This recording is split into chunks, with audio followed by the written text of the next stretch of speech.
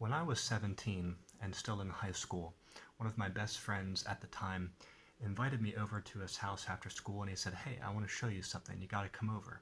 And I said, "Okay." So I went to his place. He took me upstairs to his bedroom and he showed me on his computer some videos of animals getting slaughtered in the slaughterhouse. And I was stunned. I was shocked. Naively, I had never ever thought about where my food comes from and how farm animals get treated. And we looked at that video and we kind of looked at each other, looked back at that video, and just so much was communicated between us at that moment. Just psychologically, we didn't even need words. We both kind of knew, like, our life as meat eaters was over. We couldn't believe what we were seeing. We just kind of said, like, "Whoa, man, this is crazy. I can't believe this. I never knew this kind of thing is going on behind closed doors." I mean, we never ever see or even have to think about this kind of stuff that's going on. And then, that didn't last too long. We had to shut that stuff down. Who can watch that stuff for any length of time, right? The next thing he said to me was, "And did you know that there's people who are vegetarian?" And I said, "What? Vegetarian? What's that?" I didn't even know the word. I didn't even know the concept at that time. And he said, "Yeah, some people, they choose to not eat meat because then it means they don't support this. They don't have to partake in this cruel system." And it was interesting to hear coming from him because he wasn't a vegetarian at that time. We were both meat eaters, you know? And I said, wow, vegetarian. And we had been listening to some punk music and rock and roll music at that time too, and so we could also take inspiration from some of those musicians who were and had wrote about it in their music. And I also remember I was into reading Gandhi at that time, and I realized, he is vegetarian, and, everything started to fall into place. Things started to click. And it wasn't a few weeks later or maybe a couple months later that we had totally given it up. We set a date to give it up, and we celebrated a couple of birthdays, my birthday and another one of our mutual friends' birthday at a Japanese steakhouse, and that was the last meat I ever had. Now, what I learned from this experience is that change can happen in an instant. You can go cold turkey around something that you know you need to give up. Truth has its own operation upon the mind when the mind is open.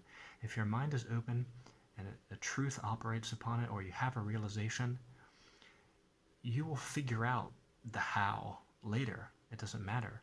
The why is the most important, and it's changed you forever. You can't go back on that. Once you've had an insight, it's going to start to operate inside of you. That's what happened with us. I also learned that when you make a very positive change like this, some of your current friends are going to have to fall away.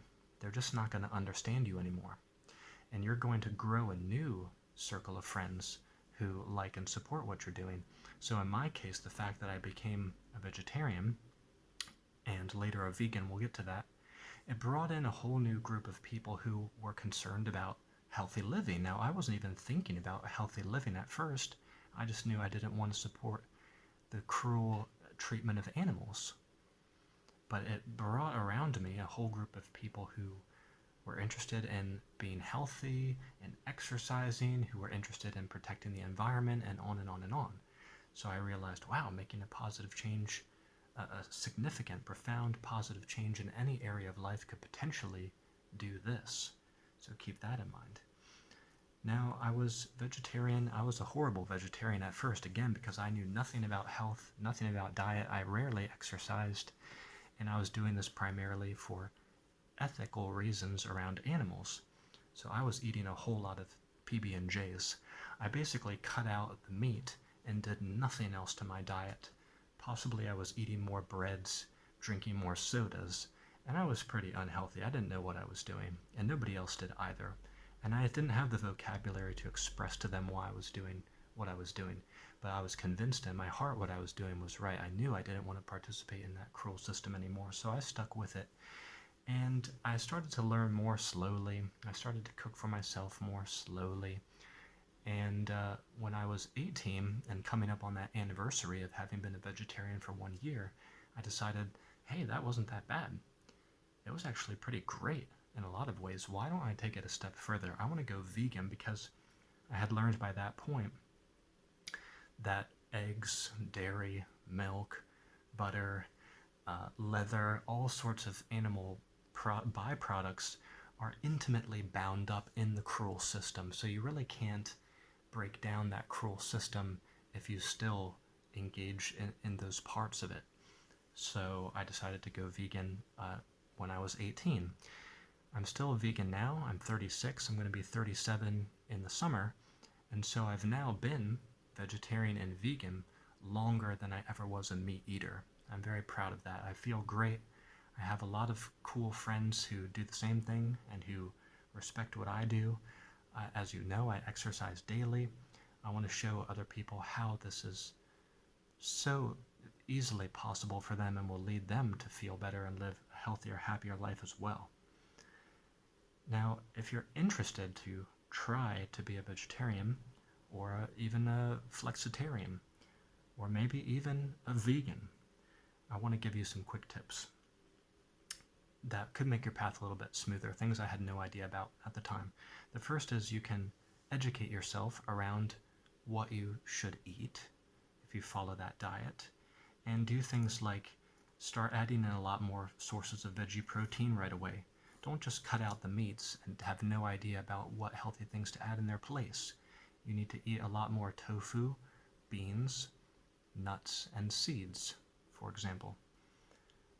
You can also educate yourself around solid reasons to be a vegetarian or a vegan so that you can express yourself well, communicate well, defend yourself as needed, even though you don't really have to defend yourself, but just to be able to have discussions with people who are curious about what you're doing, who don't understand what you're doing, like your close friends and family. You can give them some good reasons. I always learned the top three, which were most important to me, was animal rights and ethical concerns around animals. Number two is my own personal health. And number three is the good of the planet. Because animal agriculture is the number one polluter. People don't like to face that fact. They like to think transportation is, but it's not even transportation. Animal agriculture is the number one source of pollutants on our earth that's causing global warming. Okay, methane is several times more harmful than carbon dioxide, CO2. You can exercise. Now, this is something I did do at the time when I realized, I'm losing some weight here right away. If you become a vegetarian or a vegan, you're going to slim down right away, unless you start binging on a lot of carbs. But if you're, which some people do, and it turns out really bad because they really get fat. But assuming that you still eat pretty healthy and you're following the diet in a good way, you're going to lose some weight. You're going to slim down.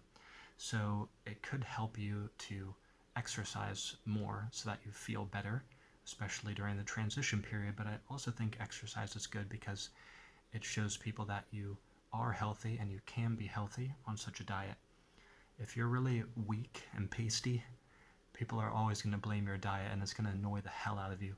So why not just exercise more regularly? It's good for you anyway, regardless of what diet you follow. Next piece of advice, give yourself some time to transition. Don't try this for a few days or a few weeks and say, oh, I don't feel too good. I kind of miss some of my favorite foods. I'm going to go back. You're just being a really weak bitch. You can't do this with any area in your life. You ought to know that by now. Any type of significant change like this, you need to give it some time. You need to stick with it for a few months. You can't judge how you feel in the first few days and then make a decision based on that. That's ridiculous. You're reordering your whole diet. You're teaching your body to reorder around all new things. So of course you're going to feel a little bit weird. Give yourself some time. A few more tips here before we close. Get together with other people who are doing the same thing.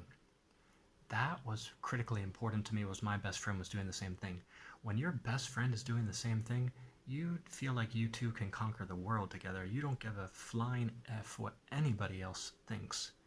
So try to do this with some other people who want to do it too. And if there's no one around you who does, join a group online or join a group in your community. People who can support you through this, people who really want to see you succeed. And isn't that good advice for any significant change you want to make? Last piece of advice, you don't need to explain to other people what you're doing and why. You don't need to defend yourself. If people are truly curious and they're truly open, then that's something different. You can talk to them. If not, just ignore people. Stay true to your course. Be solidly yourself. You have reasons which matter to you for why you're doing this. You need to grow a pair. Whatever goals you have for yourself, you need to stick with them and not care about what other people say or think or do, okay? I wish you well on your journey. If you have any questions about how to do this well, you can leave them down below. Again, you'll be speaking to someone who's been a vegan since high school, and I have no intention of ever going back to eating meat or animal products. Okay, I'll see you back here next time. Bye-bye for now.